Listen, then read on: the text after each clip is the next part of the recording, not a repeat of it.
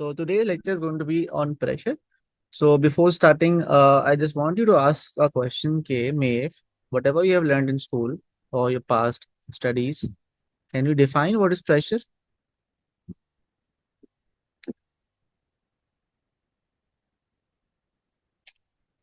Hmm. What is pressure?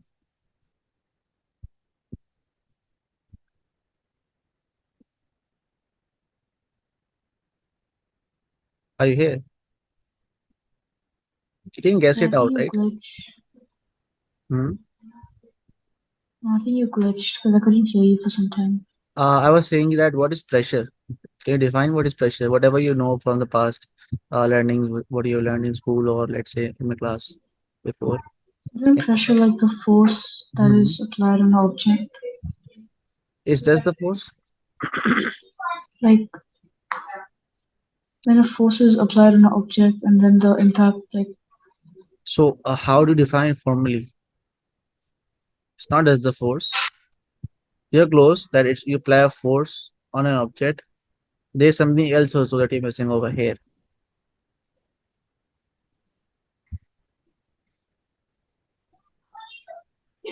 So you're gonna see in a while that pressure is equals to basically force upon area, right? So when you apply a force on a certain cross-sectional area, it becomes a pressure, right? So we will see that how do you compute basically how do you compute pressure in solids, right? Then we also learn how do we compute pressure in liquids, right? We derive a formula for this, that how do we find pressure. So how do you define pressure in liquid, so on and so forth. We'll talk about the quantities, talk about the quantities that can affect the pressure, right? That can affect pressure, right? And then in the end, we'll basically find out that what instrument do we use to find atmospheric pressure, right? What is atmospheric pressure and what instrument do we use to find atmospheric pressure, right? So this is the entire outline of the lecture over here. Does that make sense? yeah, Okay. So before this, have you observed a nail? Do you know what is a nail? yeah. What is a nail? It's not used to put things in place like hammers. Right? It's a nail, right?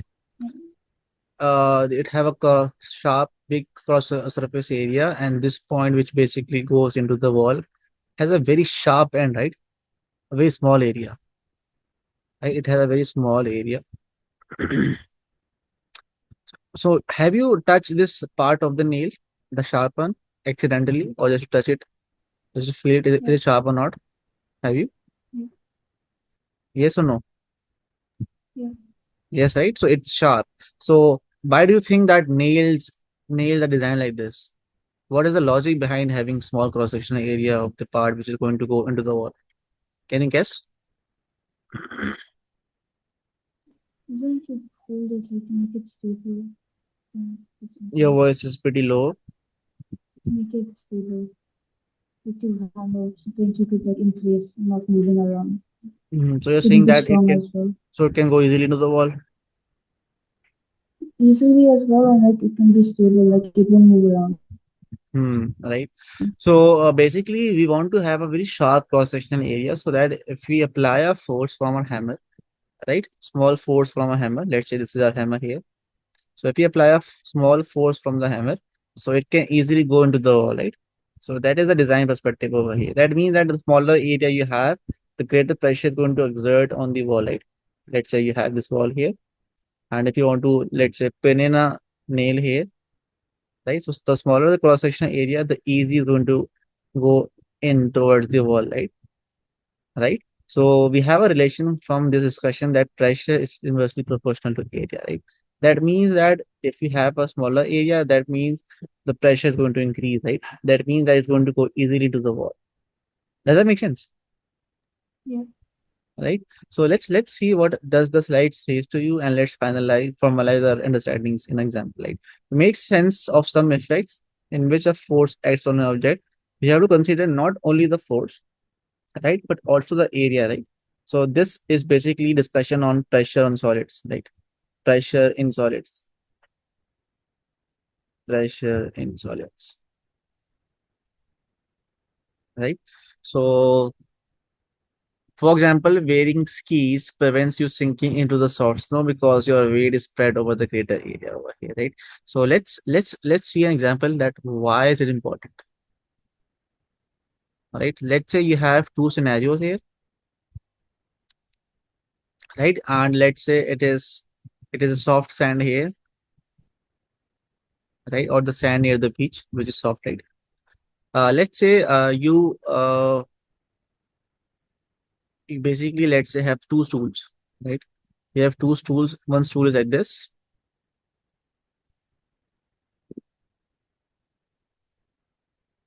right? And other stool is like this.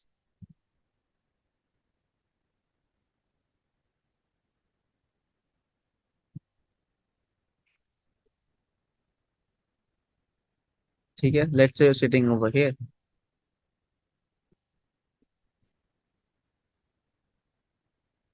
So this is, let me call it stool A and let me call this as stool B, right? The question is that which stool, so this is, let's say, Maeve here. Okay, you're also sitting over here. Okay, so Maeve is doing experiments in on stool A and stool B, right? So the question is, okay, which stool, not stall, which stool is going to sink? Yes. What do you think? Which stool will sink when you stand when you sit on it? Stool A or stool B? Won't it be A. A? Yeah, Okay. So why? because the area is smaller. Because of The area is smaller and like it's shorter as well. smaller area, Yeah, right? but it So yeah. doubles. So yeah, this is basically the area of A and this is the area of B here, right? So this is, I'm gonna call it area A and I'm gonna call this as area B, right? This says area. Okay, let me just fix my A here. This is area B, right? So what is the analysis here? You can analyze it like this, okay, that since area A is far smaller than area B, right? And you have analyzed this result from the last lecture, from the last slide. This pressure was inversely proportional to area, right? That means that the smaller the area you have, okay, the greater the pressure is going to be, right? Because your weight is constant, right, in both the experiments. Okay, the force acting on the stool is same. That is your weight, right? It's the force is same over here. That is your weight here, right? So the weight is basically your force here. So it's constant in both the experiments here. The difference is what you're changing the area over here. So since you have a very smaller area of the area, the stool A, therefore the pressure A is going to be pretty greater than pressure B, right? So therefore you can analyze this that stool A will sink.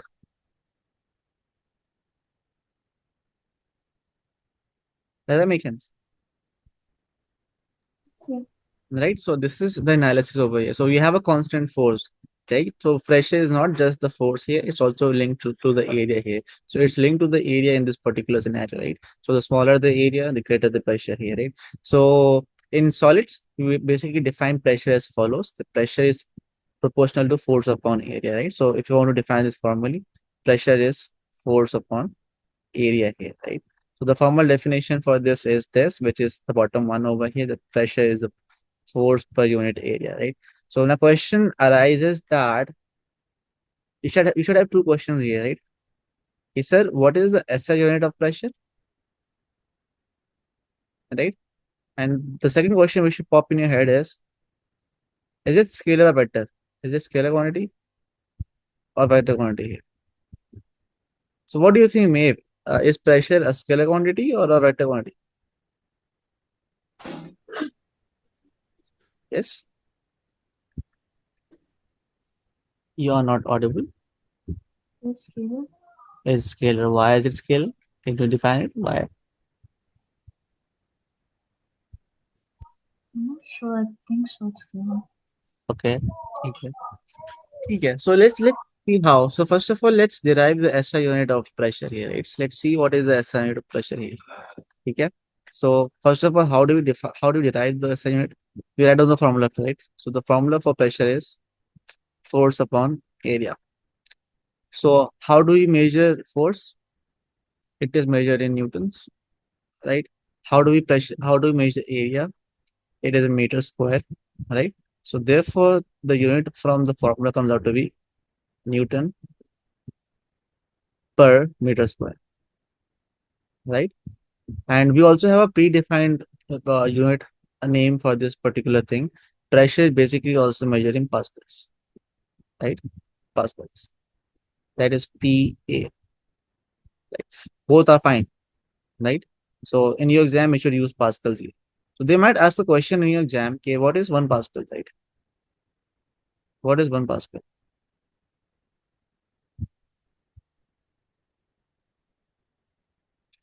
So for this, it's pretty simple, right? You know that pressure has a unit that is Newton per meter square. It also has a unit that is pascals, right? So if you want to define 1 Pascals, it's going to be as follows.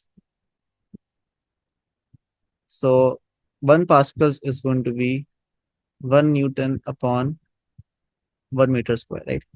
What is 1 upon 1? Don't say 2. Um, 1, right? It's 1, right? yeah. So if you want to define this formally, just see that 1 upon 1 is 1, and you also basically have a balance the side, right? So they are both equivalent over here. So if you want to define 1 Pascals, so the definition of 1 Pascal is as follows. It is a force. It is a force of 1 Newton applied on a cross-sectional area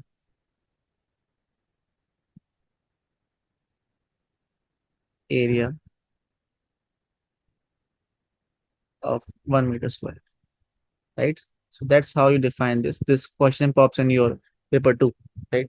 The first question which pops in your exam. What is 1 Pascal, right? So that's how you should define this.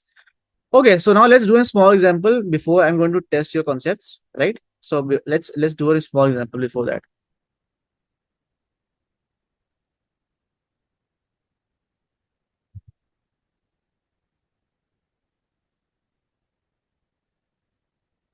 Let's say this is the ground here, right? And you have a cube here, right?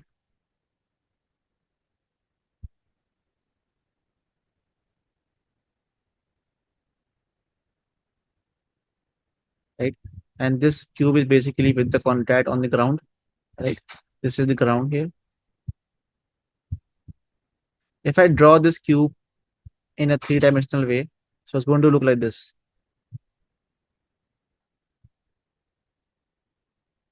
right?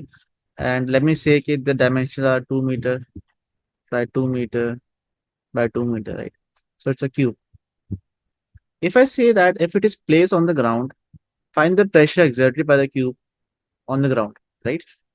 So you want to find the pressure that is exerted by this side on the ground, right? So you can assume that this is the center of the cube, right? And what is given to you? You're given the dimensions here, and additionally given the mass of the cube, right? The mass of the cube is 0.5 kg, right? So I can make a vector here, which is the weight of the cube downwards. The weight is going to be something, right? Going to be mass times gravity. So I'm also saying that gravity is 9.81 meter per second square, right? Or Newton per kg. Both are fine. So the question is, which I asked you, okay, find the pressure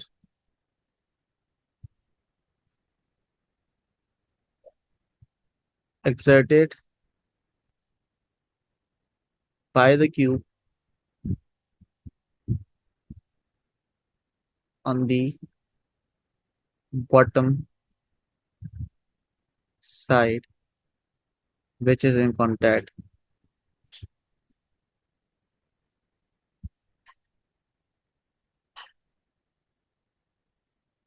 with the ground. Right? It's a 4 marks. So how do you find this?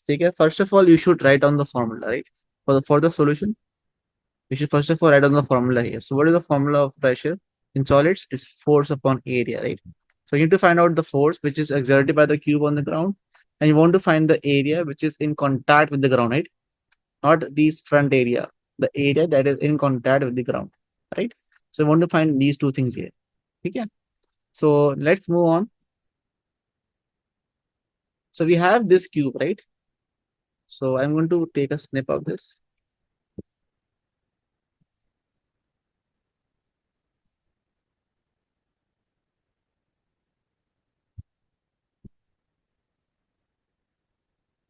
So you have this cube, right? And this yellow part is in contact here, right? So this yellow square, if I see from the top, right? So it's going to be a square, right? If I see from here, it's going to be a square, right? Of 2 meter by 2 meter. Okay, that is your yellow part here. Does that make sense? You see from the top, right? It's a square, right? So can you find the area of square? What is the force? So if you have a square that is of length by length, how do you find the area of square? It's L square, right? Yeah. Right? So multiply just L into L.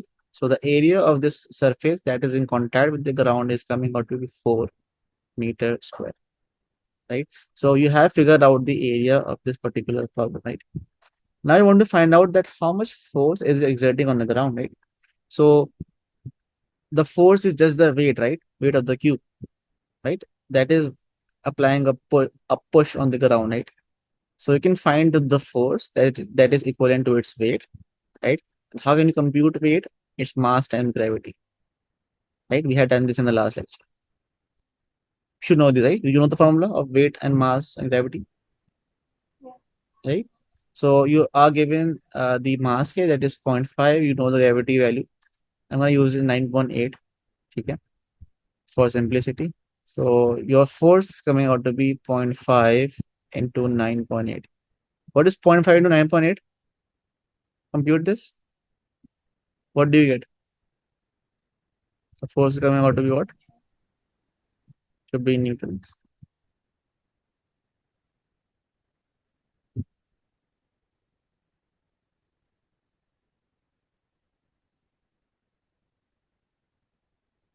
That's 4.9.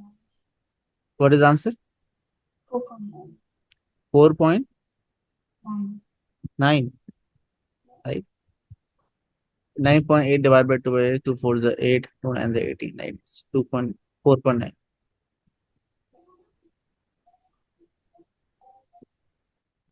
right?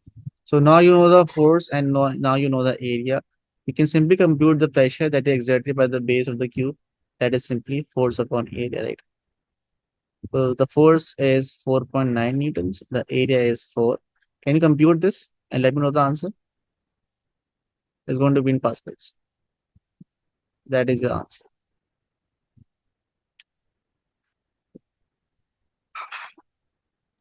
1.225. 1.1124.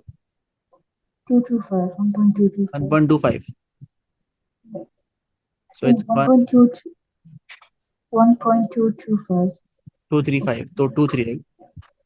Yeah.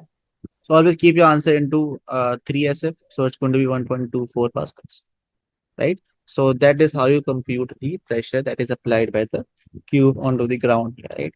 So is it clear? How do we compute this? Yep. Okay. So now since it is clear now, do the example. You have 4 minutes to solve it out. You have the same example, but the shape is changed now, right? If you're making notes, it will be simple, right? We have 4 minutes to solve it out.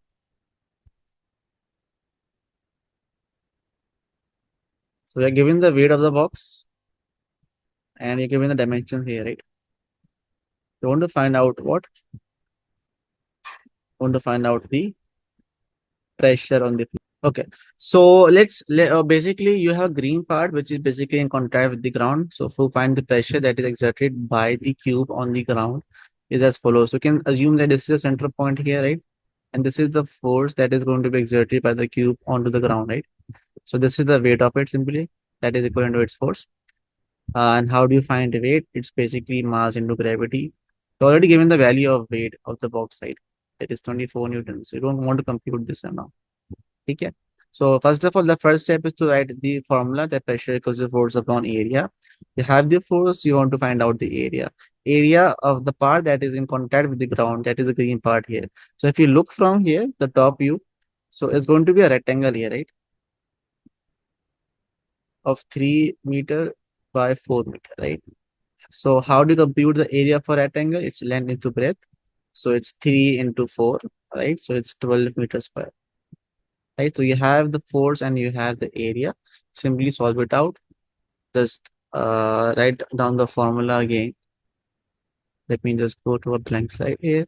So the formula is pressure is equals to force upon area. So the force, that is the weight of the cube, that is 24 Newton. And the area that you came out to be half basically is 12. So 12 ones are 12 twos are. So therefore, the pressure that is exerted by the cube is 2 pascals, right? Or Newton per meter square. Use both of them, right? Either way is fine. Okay. Is your answer matching? No. Okay, that's good, right? So now we are done with the pressure in solids. Now we're going to start how do we compute pressure in liquid, right? So this is some analysis which we will do, and then we'll derive a formula for finding pressure in liquid, right? So we can see this figure A that has basically a cylinder with basically holes on it, right? So you have a, we can see this, right? If I zoom in over here, so you have, okay, so we see the height from the top. So this is the top, right? That is the full maximum point of the water. I'm going to make the points again, right? And this is the second point, and this is the third, right? This is H3,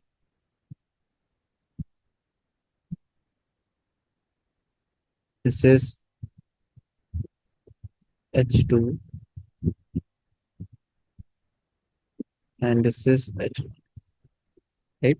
So you have basically H3 is from the top. So H3 has the greatest height as compared. Then you have H2, which is smaller than H3, and then you have H1, which is the smallest height from the top, right?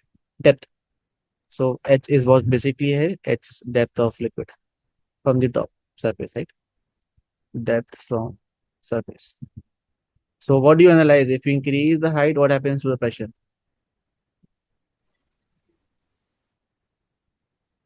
from the top? If you increase it, This is the reference point. if you increase it, the pressure becomes, the more you go higher, the more it becomes lower. Now you can see that if you increase the pressure from the top, it is going further, right? Then you Yeah, as you basically start to decrease the height, it goes lower. And then if you have very small depth as compared to the top, it goes pretty low, right? So what is yeah, happening over here? If you try to compare the pressure here, so pressure 3 is the greatest as compared to pressure 2 as compared to pressure 1, right? Does that make sense? yeah, So height is the depth over here. So what do we analyze from here? Therefore, that pressure is proportional to the depth of water, right? So the greater the height, the greater the depth from the surface. Okay, so the greater the pressure from which with which the water is going to flow out over here. Does that make sense? Right? So yeah, this is the analysis over here, which we have done from different heights here. So pressure in a liquid increases with depth. This is because the further down you go, the greater the weight of the liquid above. Okay, and that is what you can see over here in this example over here. So we have the first finding in our discussion, that is pressure is proportional to height. Sorry, the depth of the liquid from the surface here. So the greater the height over here, the greater of the pressure is going to be, right? Does that make sense? yeah. So now the second analysis, the second point which I want you to focus on is this. Okay, we have the holes on the same height. This is the same height, right? If I just make a point here, this is the same height, right? Let's say this is the surface of the water. So this is the all the holes are basically made at the same depth here, right? So you can see that all of the water flows in an equal distance, right? They're thrown at equal distance, right? Right? So if Yeah. I have particles at this particular point, at this particular height, right? Let's say particle A ho gaya, this is particle B, right? So if you make holes, if you basically allow the flow of water from the same height, the pressure is going to be same, right?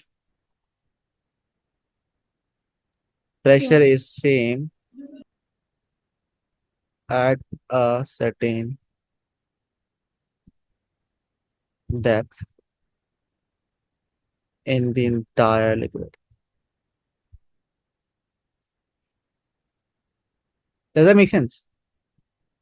Right? Let's say if you have a glass of water, right? And let's say this is water inside this. Right? If you let's say make a hole in this particular part and you allow the water to pass through, so all the particles at this particular height are going to have a same pressure because they have the same depth here. The pressure is going to be constant, right? All the particles at this point will have a constant pressure at a certain fixed depth over here. Does that make sense? Yeah. Right? So, and liquid flows equally in all directions here at a fixed particular height, right? So that is what the analysis over here is going to be. So we have analyzed two parts here that if you increase the depth, the pressure is going to increase. However, at a certain fixed height, the pressure of the liquid remains same equally in the entire part of the liquid, right? The pressure at one depth is acts equally in all directions. The can of water in figure bottom has similar holes at the same level. So water comes out equally fast and spurs out equally far from each hole over here, right? So that is saying that pressure at a certain depth remains equal, okay, in the liquid here, right? Now the second thing is which we want to discuss over here is pretty simple, and let's just read the slide over here. The liquid finds its own level in the U tube over here. That is this one here. It's a U-shaped tube over here. The liquid's pressure at the foot of P is greater than at the foot of Q because the left hand column is higher than the right one over here, right? So basically over here you can see that if you fix this as a reference point, if you fix this as a reference point, this bottom line. This is the reference point here, right? And this is the height of the liquid on the left side, and this is the height of the liquid on the left hand right hand side, right? I'm gonna call it LR, HR. I'm gonna call this height as HL, right? So we have discussed in the first slide that pressure is proportional to depth over here. So the greater the depth is going to be, the greater the pressure is going to be, right? So this is a clip over here, which is basically has stopped the water flow here or any settling of the liquid. So you can see that pressure on the left hand side is going to be greater because the depth is greater, right? As compared to right hand side. Does that make sense? Yeah. Oh, let's see the figure B here.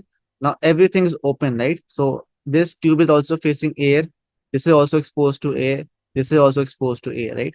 So air is made up of particles, right? Gases, right? Gases also have pressure here. So equal pressure is basically exerted on each side of the valve. Okay. So the pressure is independent of the shape of the container, right? You can see that it's a cone type shape over here, and it is basically a conical it is a flask over here, and this tube is thinner compared to the other two over here, right? However, if they're exposed to air, okay, they would basically settle at a fixed height. The height, the depth at which they're settling over here remains same.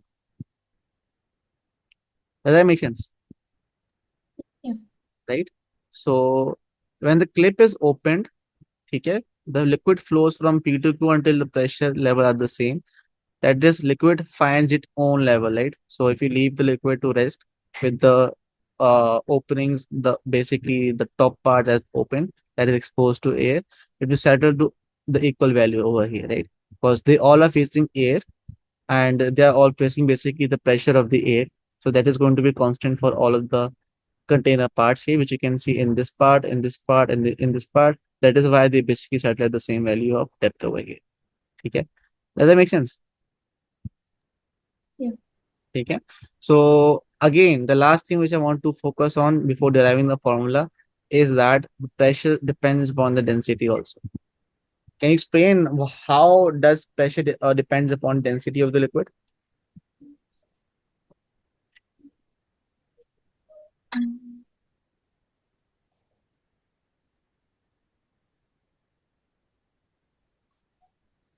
If it's more dense, meaning like more heavy, then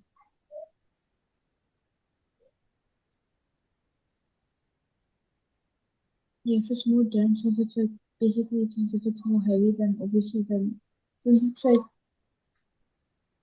what do you call Good. it? It's like if no, I forgot to call it universal something. If like Mm-hmm. one of them is big, greater, the pressure will also be greater. It's like that.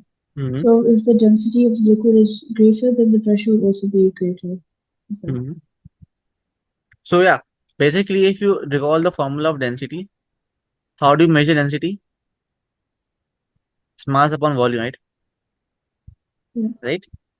And if you have high density, you can basically, let's say, if you have fixed the volume of the container is fixed, right?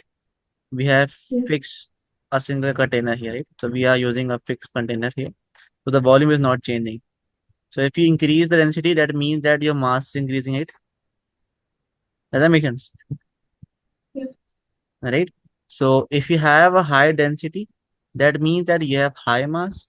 If you have high mass, that means that if you recall the formula which we did, pressure is force upon area. So what was the relation of pressure and force? It was a direct proportion here. And how are you finding force? You're finding force from weight, right? Right? Yeah. Okay.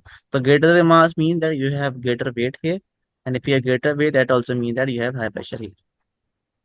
Does that make sense? Yeah. So the relation of pressure and density is a direct proportion over here. So if you increase the density of the liquid, the pressure of that particular liquid is going to also increase here. Okay. So the denser the liquid, the greater the pressure at any given depth over here. So that is the three thing which we have discussed over here, which you have to keep in mind here. Okay. So let's summarize that what we have discussed right now, and then we'll formalize a formula for liquids. Okay, for pressure in liquids here. So let's formalize what we have discussed till now. Right? Findings.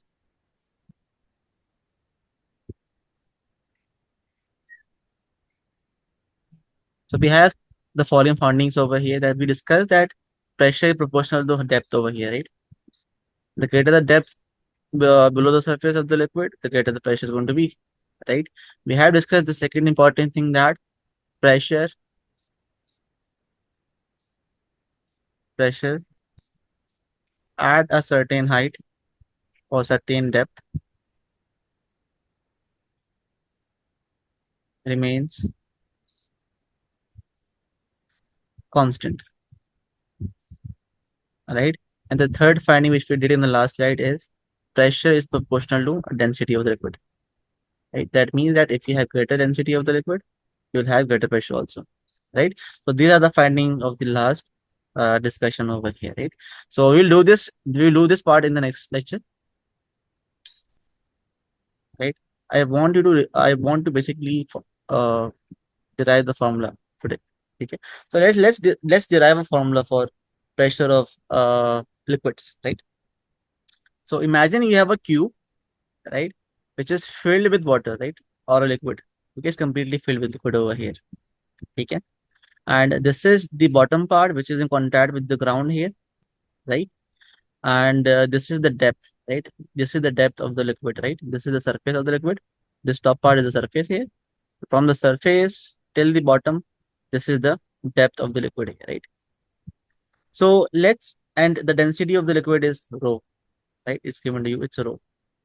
So let's derive the formula here. Okay, what formula do we have in our hands from the first set of slides? We have the following formula, that pressure is force upon area, right? We know this, right?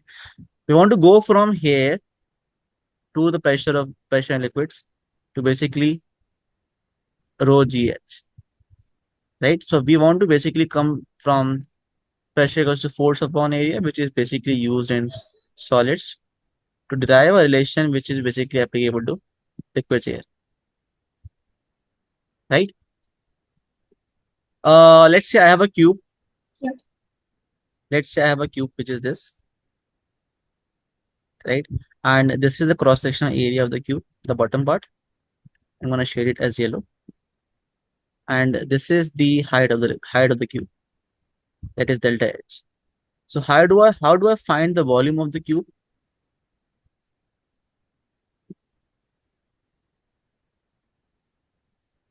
So volume is going to be cross-sectional area into the height, right? Does that make sense? Yeah. Okay. So if you basically recall, if I call this as, if I basically take you towards mathematics, the basic classes. So if you have a cube here, right? This is L1, this is L2, this is L3. So L1 times L2 is a square, right? Which gives you area. So area is L1 times L2, Yeah. right? And how do you find volume? Yeah. Volume is L1 times L2 times L3, right? So the area is covering this part over here. That is L1 times L2. Okay, so if you multiply with the remaining side, that is the height over here, you get the volume here. Does that make sense? Yeah. Okay. So now you know the volume here, right? So this is the question number two, which we have right now, right? So we have two questions in our hand right now. We have this equation, and then we have equation number two. Okay. So now we are going to use also the third equation over here. How do you find density? I'm just really- Right? Yeah. Density is mass upon volume. Yeah. Right? So now I'm gonna do some magic here, right? So now we have the questions which are enough to derive the formula here, right? Now I'm gonna do some steps. So follow here, right? So what do we have right now? We have the first equation, that is pressure equals to force upon area. We have our second equation in our hand, that is volume is equals to cross section area into depth, right? And then we have the third equation in the hand, that is density equals to mass upon volume, right? So I'm going to do what now? I'm going to basically make M subject in equation number 3, right? So we have density equals to mass upon volume. If I want to isolate M, I'm going to send V over there, right? May कहाँ देख रही हैं आप? Are you focusing over here, Yeah. right? So if I send V over there, it's going to multiply it. So mass is going to be density into volume, right? So this is our equation number 4, right? Now I'm going to do what? I'm going to basically do as follows here. I'm going to substitute equation number 2 into equation number 4, right? So in place of basically in place of V, I'm going to substitute this. In place of V, I'm going to substitute this thing here. Okay? That is what substitution is. So therefore, we after this we get M is equals to rho into area into delta into the depth over here, right? So this is our equation number 5, right? So now the most important equation which we have is basically equation number 5 and equation number 1, right? So now I can use these two equations to basically derive my relation, right?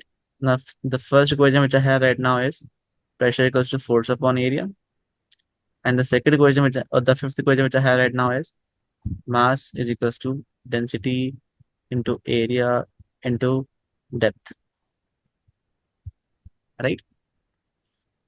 So how do I find the force that is exerted by the liquid, right? So if I say that this is the center of the cube, right? So the force that is exerted by the cube is equal to its weight, right? Do you agree with this? Yeah. Maybe. Yeah. So the force that is exerted by the cube on the bottom part is equals to its weight. And how do you find a weight? You find weight as follows. That is mass into gravity, right? So in place of this, I can substitute, I can place mg. So therefore, I have pressure equals to using one, I have the following relation now. The pressure equals to mg over area, right? This is my basically sixth equation here, right? Now this is the Yeah. final game. Now I have everything to solve. Okay. I have equation number 6. I have equation number 5. Okay. Now I will do what? I'll substitute equation number 5 into 6. Right?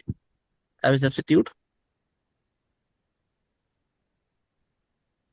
equation 5 into 6. So in place of m, I will place this. Okay. So let's see what do we get. We get pressure is equals to rho into area into depth. The gravity of this part comes here, right, upon area. So this entire part is what? It is mass, right? So you can see that something is Yes. cancelling out over here. That is area and area cancels out. Therefore, what is left? You get pressure is equals to rho g h, the depth of the liquid, right? So this is the formula which you will be using for finding pressure in liquids here, right? Does Yes. that make sense? Yes. Right? So uh what are the units over here? Let me just explain the units here. So we have the following relation for finding pressure in liquids, rho gh, right? Let's say if we have a container,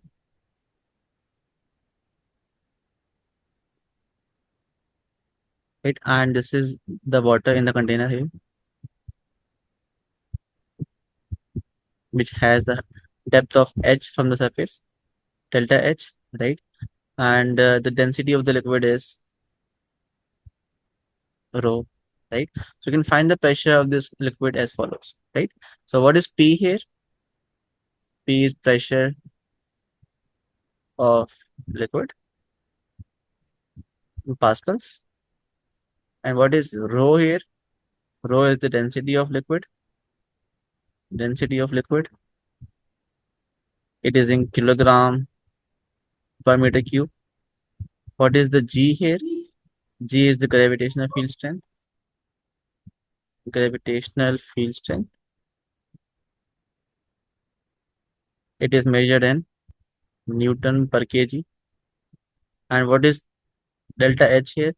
It is the depth of liquid